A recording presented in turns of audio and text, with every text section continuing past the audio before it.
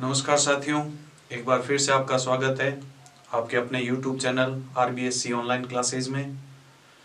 मैं आपको पहले कारक प्रारंभ करा चुका हूँ, आपने उसके 3 वीडियो देख लिए और 3 वीडियो में मैंने 3 कारक हो गए। चौथा कारक संप्रदान कारक मैंने लास्ट वीडियो में स्टार्ट किया था, उसके 3 पॉइंट हुए थे परंतु वो कंप्लीट नहीं हुआ। आज अपन उसी को आगे बढ़ाते हैं। संप्रदान कारक मैंने आपको बताया और उसके 3 पॉइंट मैं आपको पहले करा चुका हूं। एक बार रिवाइज करा देता हूं ताकि पिछला वीडियो और ये वीडियो आपस में जुड़ जाएं। पहला पॉइंट मैंने कराया था, मैंने आपको एक चीज पहले भी बताई है, अभी फिर बता रहा हूं। कोई भी अपन कारक करें उसका जो पहला पॉइंट है उसको अच्छे से समझे अनुवाद प्रकरण की दृष्टि से। मैंने लिखा अनुवाद प्रकरण के अंदर लगभग क्वेश्चन है वो इसी कारक पर आधारित ये पूछे जाते हैं। तो संप्रदान कारक किसको कहते हैं? संप्रदान कारक का मतलब है कि दान के कर्म से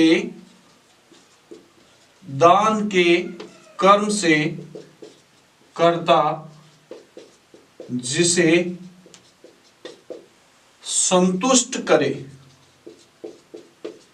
दान के कर्म से कर्ता जिसको संतुष्ट करता है वो संतुष्ट होने वाला व्यक्ति संप्रदान कारक कहलाता है। जैसे मैंने आपको एक एग्जांपल कराया, नृपः विप्राय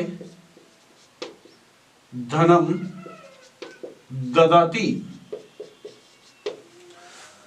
नृपः विप्राय धनम ददाति, राजा ने विप्र मतलब होता है ब्राह्मण को धन दिया। तो अब देखिए धन देकर वो ब्राह्मण को क्या कर रहा है? संतुष्ट। और इसमें आपको एक चीज ध्यान रखना है कि जो व्यक्ति संतुष्ट होने वाला होगा वो संप्रदान कहलाएगा। तो इसमें संतुष्ट होने वाला व्यक्ति है विप्र। अब विप्र हो गया संप्रदान कारक और संप्रदान कारक में आपको पता है विभक्ति लगती है चतुर्थी। एक बार फिर मैं आपको इसकी पहचान बता देता हूं क्योंकि यही अपने इसकी आधारशिला। अगर आपको पहचान याद हो तो कारक में मेरे हिसाब से आपको कोई दिक्कत नहीं होनी चाहिए। चतुर्थी विभक्ति की मैंने आपको पहचान बताई हुई है आय। तो लगभग आप जितने भी एग्जाम्पल देखेंगे सारों के अंदर यही विभक्ति प्रयुक्त होगी। दूसरा मैंने आपको पॉइंट बताया रुच धातु। रुच धातु के योग में रुच का अर्थ होता है अच्छा लगना। रुच का अर्थ होता है अच्छा लगना।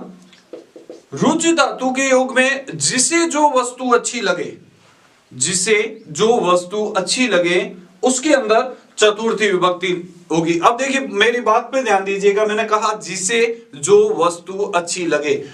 जैसे क्वेश्चन आ गया बालकाय मोदकः रोचन्ते, बालक को लड्डू अच्छे लगते हैं। यहां पर देखिए मोदकः में होता है लड्डू, लड्डू किसे अच्छे लग रहे हैं? बालक को। और अपना पॉइंट क्या कहता है कि विभक्ति उस शब्द में लगेगी जिसके अंदर जिसे जो वस्तु अच्छी लगे। तो यहां पर लड्डू बालक को अच्छे लग रहे हैं तो बालक के अंदर चतुर्थी विभक्ति लगेगी। और अब यहां पे आ जाइए रोचन्ते।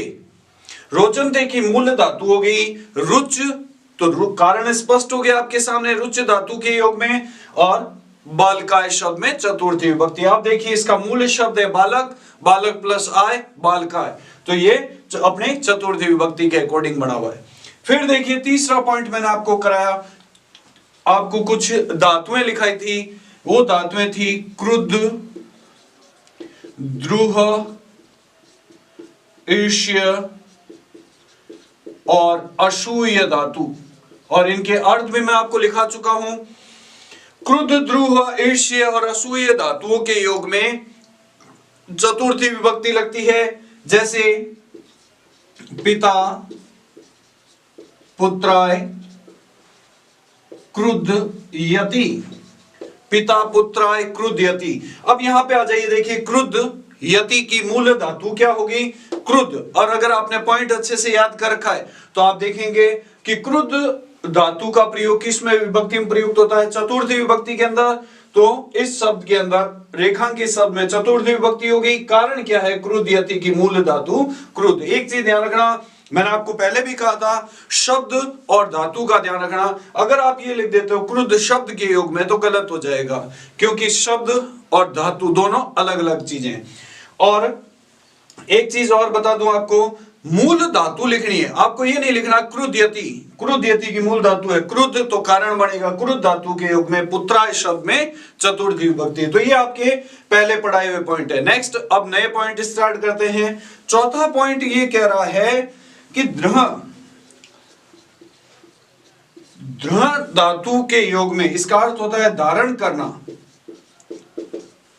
धारण करना। दृढ़ धातु के योग में जो ऋण दाता होता है, दृढ़ धातु के योग में जो ऋण दाता होता है, ऋण दाता मतलब ऋण देने वाला, ऋण का मीन्स होता है उधार देने वाला, उसके अंदर ध्यान रखना ऋण दाता, ऋण देने वाले में चतुर्थी विभक्ति लगेगी। जैसे एग्जाम्पल आ गया देवदत्तः यज्ञ दत्ताय शतम धारयति। देवदत्त यज्ञ दत्त के 100 रुपए धारण करता है। अब देखिए इसके अंदर पॉइंट को समझिए और बताइए, देखिए कि ऋण देने वाला कौन है। देवदत्त यज्ञ दत्त के 100 रुपए धारण करता है, तो ऋण देने वाला कौन है, यज्ञ दत्त, तो विभक्ति किस में लगेगी, ऋण देने वाले में। तो अब यहां पर अपने को पता चल गया यज्ञ दत्त में चतुर्थी विभक्ति। आप इधर आ जाइए, धारयति, धारयति की मूल धातु होगी द्र धातु के योग में यज्ञ दत्ताय शब्द में चतुर्थी विभक्ति है। ये आपके 4 पॉइंट हो गए। इसके बाद में नेक्स्ट पॉइंट ये कहता है कि स्प्रह, ये भी एक धातु है। स्प्रह धातु के योग में कर्ता का जो इच्छित पदार्थ होता है, स्प्रह धातु के योग में कर्ता का जो इच्छित पदार्थ होता है उसके अंदर चतुर्थी विभक्ति लगती है। जैसे देखिए एग्जांपल यहां ऊपर लिख रहा हूं, बालकः पुष्पाय स्पृहयति, बालकः पुष्पाय स्पृहयति। अब मैंने आपको कहा स्पृह धातु के योग में कर्ता का जो इच्छित पदार्थ होगा। अब देखो बालक फूल को स्पर्श कर रहा है, स्पृह मतलब होता है स्पर्श करना, तो वहां पर किसे स्पर्श करना चाह रहा है, उसका इच्छित पदार्थ क्या है, पुष्प यानी कि फूल, तो इसके अंदर विभक्ति लग गई। अब स्पृहयति की मूल धातु क्या आ गई, स्पृह, तो स्पृह धातु के योग में पुष्पाय शब्द में चतुर्थी विभक्ति है। नेक्स्ट बहुत इंपॉर्टेंट पॉइंट आपको करवा रहा हूं कुछ। अब ये पॉइंट है कि निम्नलिखित शब्दों के योग में चतुर्थी विभक्ति लगती है। बहुत इंपॉर्टेंट पॉइंट है, निम्नलिखित शब्दों के योग में चतुर्थी विभक्ति लगती है। बहुत इंपॉर्टेंट पॉइंट है। ये शब्द है नमः, स्वस्ति, श्वः, श्वधा, अलम और वसट। ये शब्द जहां पर आ जाए, जिस सेंटेंस में आ जाए, वहां पर चतुर्थी विभक्ति लगेगी। इसमें से देखिए नमः शब्द इंपॉर्टेंट है। एक चीज यहां पर आइए, देखिए अलम शब्द, अलम शब्द आपके लिए पहले भी आ चुका है तृतीय विभक्ति के अंदर, परंतु उस अलम का अर्थ था निषेध अर्थ में। निषेध मतलब मना करना, निषेध मतलब मना करना, और इस अलम का चतुर्थी विभक्ति वाले अलम का अर्थ होता है समर्थ। किसी भी कार्य को करने में जो समर्थ होता है वो अलम का प्रयोग होगा चतुर्थी विभक्ति में। और जब किसी कार्य के लिए मना करने के अर्थ में अलम शब्द का प्रयोग होगा वो आएगा अपने तृतीय विभक्ति में। जैसे अलम विवादेन, झगड़ा मत करो। तो इसको भी मैं समझाता हूं। पहला पॉइंट जैसे नमः, इसका एग्जांपल आ गया गणेशाय नमः। अब आपने जैसे ही देखा नमः शब्द आया, अगर आपने पॉइंट अच्छे से याद कर रखा है तो आपको पता चल जाएगा कि नमः शब्द के योग में गणेशाय शब्द में चतुर्थी विभक्ति है। और वैसे भी इसका देखिए, अगर अपनी अपनी पहचान के अकॉर्डिंग देखें, विभक्तियों की पहचान के अकॉर्डिंग, तो गणेश मूल शब्द हो गया, गणेश प्लस आय, गणेशाय और चतुर्थी विभक्ति। और अब देखिए जैसे अलम शब्द, हरि दैत्यभ्यः अलम, हरि, हरि मीन्स भगवान दैत्य यानी कि राक्षसों को मारने में अलम में समर्थ है।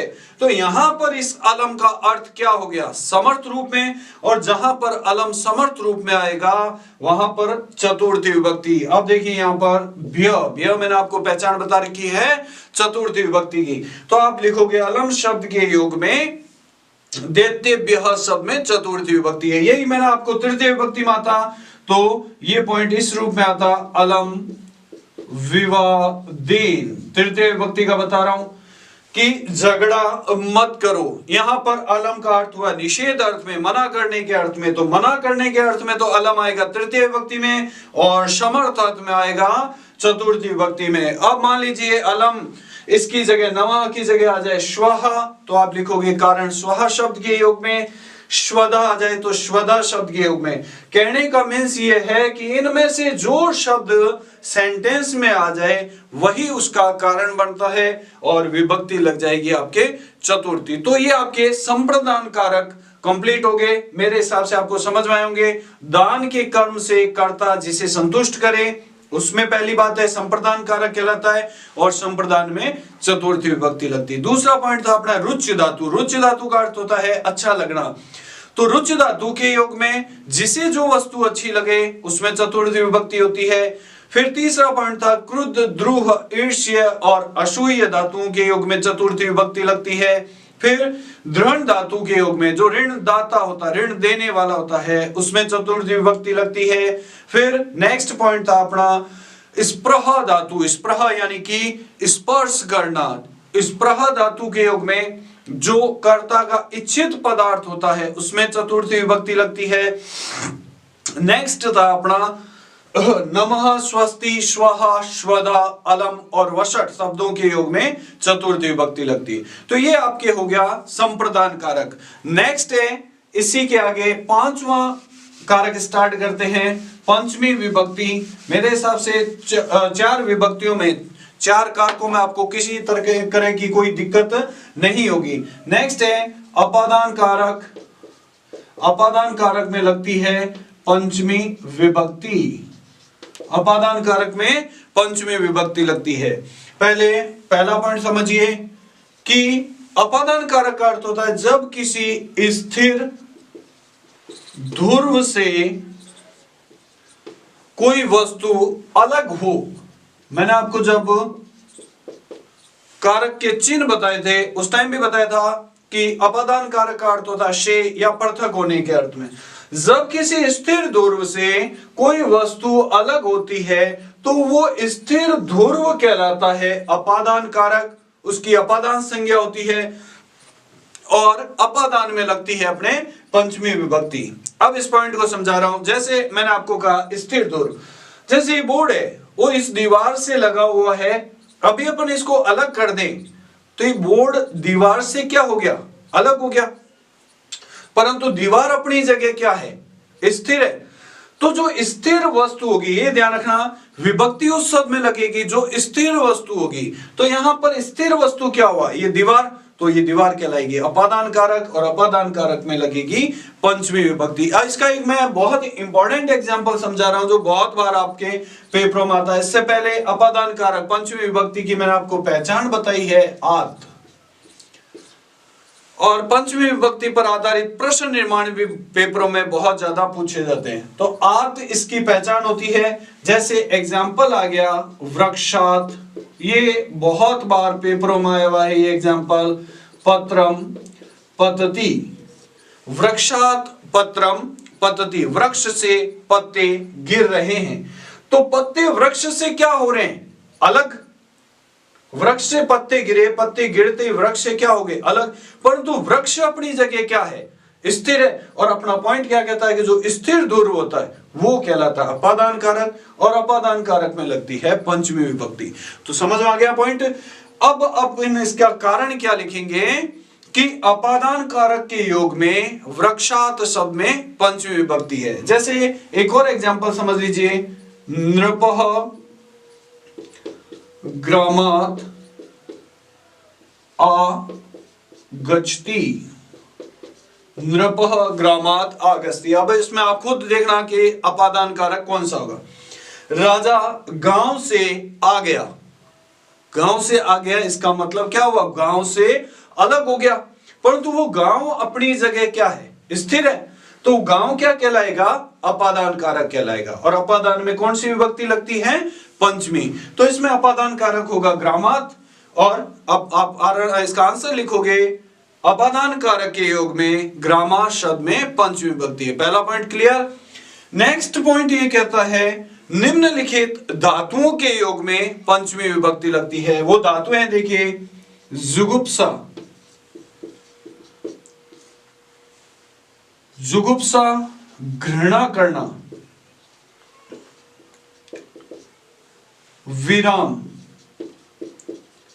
विराम मिस होता है रुकना, और प्रमाद, प्रमाद मिस होता है आलस करना।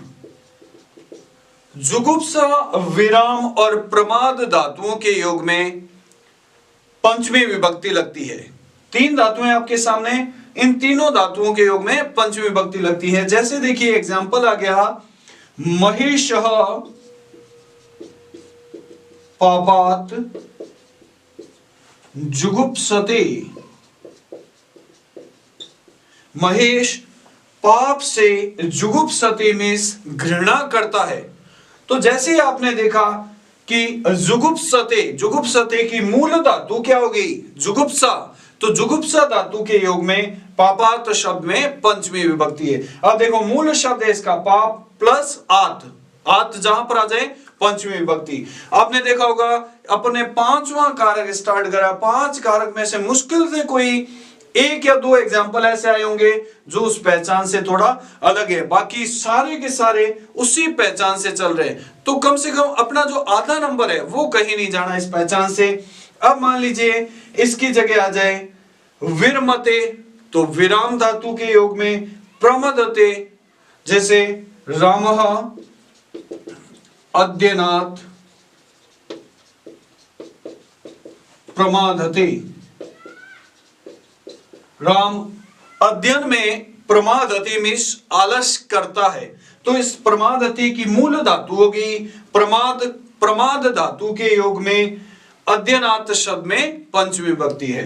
दो पॉइंट हो गए। पहला पॉइंट था अपना स्थिर ध्रुव में जब किसी स्थिर ध्रुव से कोई वस्तु अलग हो जाए तो वो स्थिर ध्रुव अपादान कारक कहलाता है और अपादान कारक में पंचमी विभक्ति लगती है। जुगुप्सा, विराम, प्रमाद अर्थ वाली धातुओं के योग में पंचमी विभक्ति लगती है। नेक्स्ट वारण धातु के योग में, देखिए कारक के अंदर ज्यादातर पॉइंट धातुओं पर आधारित है। वारण का अर्थ होता है हटाना। वारण धातु के योग में कर्ता का जो इच्छित पदार्थ होता है, कर्ता का जो इच्छित पदार्थ होता है उसके अंदर पंचमी विभक्ति लगती है। धातु कौन सी है, वारण। वारण धातु का अर्थ होता है हटाना और वारण धातु के योग में कर्ता का जो इच्छित पदार्थ होगा उसके अंदर पंचमी विभक्ति लगती है। जैसे देखिए पॉइंट आ गया, एग्जाम्पल है अपना कृष्कः यवेभ्यः गाम वारयति। कृषकः यवेभ्यः गाम वारयति, किसान अनाज से गायों को हटाता है। अब मैंने आपको क्या कहा कि विभक्ति किस में लगेगी, जो कर्ता का इच्छित पदार्थ है। यहां पर कर्ता का इच्छित पदार्थ क्या हो गया, उसका अनाज, क्योंकि इतनी मेहनत करके वो अनाज लगाता है तो उसका इच्छित पदार्थ हो गया अनाज। अगर उस अनाज को गायें खा रही है तो वो उसको वहां से हटा रहा है तो उसका इच्छित पदार्थ हो गए यवेभ्यः। अब यहां पर आ जाए वारयति। वारयति की मूल धातु हो गई वारण। वारण धातु के योग में यवेभ्यः में पंचमी विभक्ति है। नेक्स्ट पॉइंट है फोर्थ नंबर, मेरे हिसाब समझ में आ गया होगा तीन। वारण धातु, वारण धातु का अर्थ होता है हटाना और उसके अंदर जो कर्ता का इच्छित पदार्थ होगा उसके अंदर पंचमी विभक्ति लगेगी। नेक्स्ट पॉइंट है अपना कि जिनसे नियम पूर्वक जिनसे नियम पूर्वक विद्या ग्रहण की जाए, जिनसे नियम पूर्वक विद्या ग्रहण की जाए उन शिक्षक आदि में पंचमी विभक्ति लगती है। जिनसे नियम पूर्वक विद्या ग्रहण की जाए उन शिक्षक आदि में भी पंचमी विभक्ति लगती है। जैसे देखिए एग्जाम्पल आ गया, शिष्य उपाध्यायात अधीते, शिष्य उपाध्यायात अधीते। शिष्य उपाध्यायात मतलब आचार्य से अधीते में ज्ञान ग्रहण करता है। तो यहां पर आचार्य से नियम पूर्वक शिक्षा ग्रहण की जा रही है, तो उपाध्यायात शब्द में पंचमी विभक्ति होगी। अब इसका कारण क्या लिखोगे? कारण ये होगा कि नियम पूर्वक विद्या ग्रहण करने के योग में उपाध्यायात शब्द में पंचमी विभक्ति है। तो 2 पॉइंट, पहला पॉइंट था अपना कि वारण धातु के योग में, और दूसरा है जिनसे नियम पूर्वक विद्या ग्रहण की जाए उनसे उन शिक्षक आदि में पंचमी विभक्ति होती है। नेक्स्ट 2 पॉइंट दोनों ही आपके इंपॉर्टेंट पॉइंट है। 5वां अपना पॉइंट है जन धातु के योग में जन उत्पन्न होना। जन का अर्थ होता है उत्पन्न होना। जन धातु के योग में कर्ता का जो कारण होता है, जन धातु के योग में कर्ता का जो कारण होता है उस कारण के अंदर पंचमी विभक्ति लगती है। जैसे कोई भी कार्य हो रहा, उस कार्य के होने का कोई कारण क्या है, उस कारण का अंदर पंचमी विभक्ति लगती है। जैसे देखिए एग्जाम्पल है गोमयात वृश्चिकः जायन्ते। गोमयात वृश्चिकः जायन्ते, गोबर से वृश्चिकः मीन्स बिच्छू, जायन्ते मीन्स उत्पन्न होते हैं। गोबर से बिच्छू उत्पन्न होते हैं। तो बिच्छुओं के उत्पन्न होने का कारण क्या हो गया? गोबर। तो इस गोबर के अंदर गोमयात शब्द के अंदर पंचमी विभक्ति। अब जायन्ते, जायन्ते की मूल धातु क्या आ गई? जन। तो जन धातु के योग में गोमयात शब्द में पंचमी विभक्ति। किसी भी चीज का जो कारण होता है, जैसे एग्जाम्पल है कामात क्रोधः जायते। कामात क्रोधः जायते, काम यानी कि इच्छाओं से क्रोध की उत्पत्ति होती है। कैसे? जैसे आपकी कोई चीज की इच्छा हुई, वो इच्छा पूरी नहीं हो रही, तो पूरी नहीं होने के कारण अपने को क्या उत्पन्न होगा? क्रोध उत्पन्न होगा। तो उस समय क्रोध के उत्पन्न होने का कारण क्या हो गया? वो काम यानी कि इच्छा। तो यहां पर देखिए जायते, जायते की मूल धातु क्या हो गई? जन। तो जन धातु के योग में 5वां पॉइंट कह रहा है जन धातु के योग में किसी भी चीज का जो कारण होगा उस कारण के अंदर पंचमी विभक्ति। फिर 6 पॉइंट ये कहता है भू धातु के योग में कर्ता का जो उत्पत्ति स्थान होता है, भू धातु के योग में कर्ता का जो उत्पत्ति स्थान होता है, उस उत्पत्ति स्थान के अंदर पंचमी विभक्ति लगती है। इस पॉइंट के अंदर मेनली क्वेश्चन नदियों पर आधारित पूछे जाते हैं कि कौन सी नदी कहां से निकलती है, बहती है, उस नदी का उत्पत्ति स्थान, उस उत्पत्ति स्थान में पंचमी विभक्ति लगती है। जैसे क्वेश्चन आ गया गंगा हिमालयात प्रभवती। गंगा हिमालय से प्रभवती मीन्स निकलती है। तो गंगा का उत्पत्ति स्थान क्या हो गया? हिमालय। तो इस हिमालय शब्द के अंदर पंचमी विभक्ति, क्योंकि पॉइंट क्या कहता है कि कर्ता का जो उत्पत्ति स्थान होता है, यहां पर कर्ता गंगा, गंगा का उत्पत्ति स्थान क्या हो गया? हिमालय। तो हिमालय के अंदर पंचमी विभक्ति। अब कारण पे आ जाइए, देखो भवती, भवती की मूल धातु क्या होगी? भू, और प्र उपसर्ग लगा हुआ है, तो आप इसमें कारण लिखोगे भू धातु के योग में हिमालयात शब्द में पंचमी विभक्ति है। जैसे नेक्स्ट पॉइंट है, आप इसका स्क्रीनशॉट ले लीजिए, आपके सामने 4 पॉइंट आ गए। वारण धातु जिनसे नियम पूर्वक विद्या ग्रहण की जाए उसमें पंचमी विभक्ति लगती है, जन धातु के योग में पंचमी विभक्ति लगती है और भू धातु के योग में पंचमी विभक्ति लगती है। अब इसके बाद में नेक्स्ट पॉइंट पे आ जाएं तो नेक्स्ट पॉइंट है अपना कि निम्नलिखित शब्दों के योग में पंचमी विभक्ति लगती है। निम्नलिखित शब्दों के योग में आपके सामने कुछ शब्द लिख रहा हूं, इन शब्दों के योग में हमेशा पंचमी विभक्ति लगती है। वो शब्द है अन्य, आरात, इतर, अन्य, आरात, इतर, प्राक, पूर्वम, बही। इन शब्दों के योग में अब नेक्स्ट पॉइंट है अपना कि अन्य, आरात, इतर, प्राक, पूर्वम और बही शब्दों के योग में पंचमी विभक्ति लगती है। अब इसमें जो इंपॉर्टेंट वर्ड है वो बही शब्द, इस पर आधारित बहुत प्रश्न आते हैं, जैसे ग्रामात, बही, क्षेत्रः, सन्ति। ग्रामात बही क्षेत्रः सन्ति, गांव से बाहर खेत है।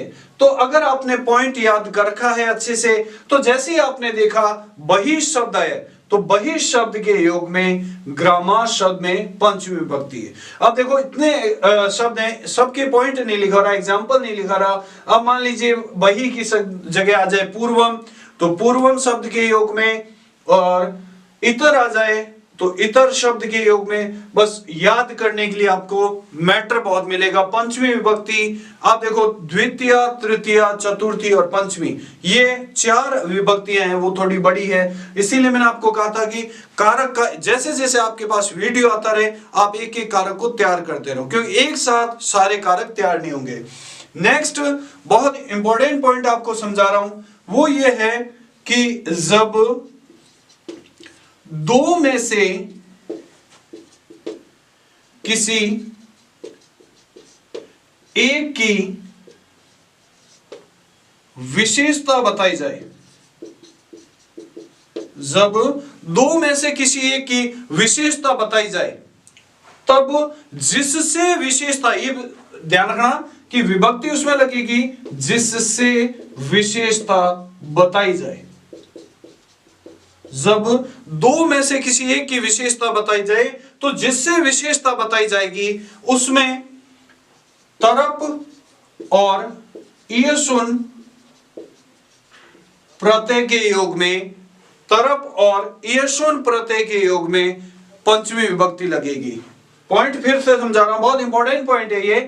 जब दो में से किसी एक की विशेषता बताई जाए तो जिससे विशेषता बताई जाएगी उसमें तरप और ईयसुन प्रत्यय के योग में पंचमी विभक्ति लगेगी। जैसे देखिए एक एग्जांपल है जननी, इसका मैं थोड़ा पहले इन प्रत्ययों को समझा देता हूं। तरप प्रत्यय में प का लोप हो जाता है, ये आपने 9th में पढ़ा होगा, तर शेष बचता है। ईयसुन प्रत्यय के अंदर उ और न का लोप हो जाता है, ईयस शेष बचेगा। तो जहां पर तर आ जाए या ईयस आ जाए वहां पर पंचमी विभक्ति लगती है। जैसे एग्जांपल आ गया जननी, जन्म, भूमिश्च। मैंने आपको लगभग बोर्ड के ऊपर जितने एग्जांपल समझाए जो एग्जाम की दृष्टि से इंपॉर्टेंट है वही एग्जांपल मैं आपको लिखवाता हूं।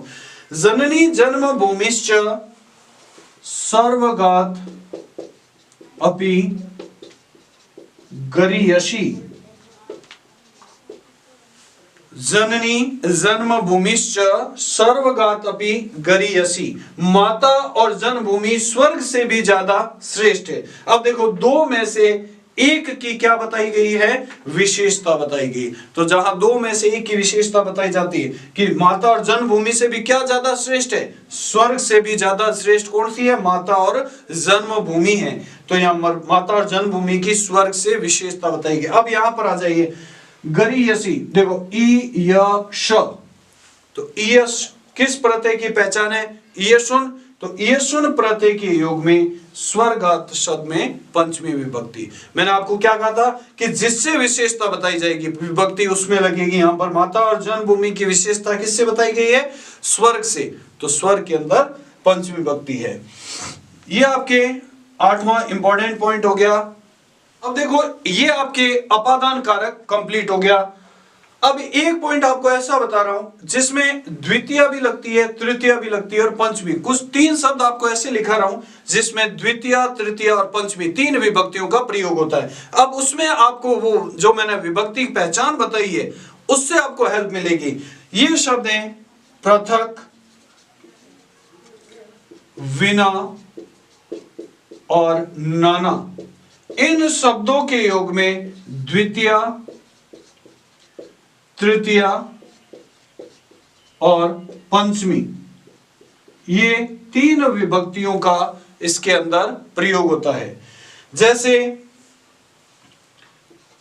रामात, विना, अहम, न गच्छामि। रामात विना अहम न गच्छामि, राम के बिना मैं नहीं जाऊंगा। तो आपने जैसे ही देखा विना शब्द है, अब आपको इसमें पहचान, विभक्ति की पहचान हेल्प करेगी। अब देखो रामात आत आया तो इसमें पंचमी विभक्ति हो गई। तो रामात विना शब्द के योग में रामात में पंचमी विभक्ति। अब नेक्स्ट इसकी जगह, इसी की जगह, रामात की जगह ये भी आ सकता है रामम और ये भी आ सकता है रामेण। अगर रामम आ जाता है तब तो आप लिखोगे विना शब्द के योग में रामम शब्द में पंचमी विभक्ति, द्वितीय विभक्ति है। विना शब्द के योग में रामेण आ गया तो तृतीय विभक्ति। ये पॉइंट ऐसा है जिसमें पृथक, विना और नाना ये 3 शब्द ऐसे हैं जिसमें द्वितीय का भी प्रयोग होता है, तृतीय का भी और पंचमी का भी। तो इसमें आपको देखो अपनी जो विभक्ति पहचान है वो इसमें हेल्प कर रही है। अगर आत आ जाता है तो पंचमी विभक्ति, अंतिम वर्ण के ऊपर अनुस्वार आ गया तो द्वितीय विभक्ति, और अंतिम वर्ण के ऊपर एक की मात्रा और न आ गया तो तृतीय विभक्ति। तो ये आपके 2 कारक कंप्लीट हो गए, एक संप्रदान कारक और दूसरा अपादान कारक पंचमी विभक्ति। तो वीडियो कैसा लगा आप जरूर बताएं, और कोई भी डाउट हो कमेंट बॉक्स में जरूर पूछें।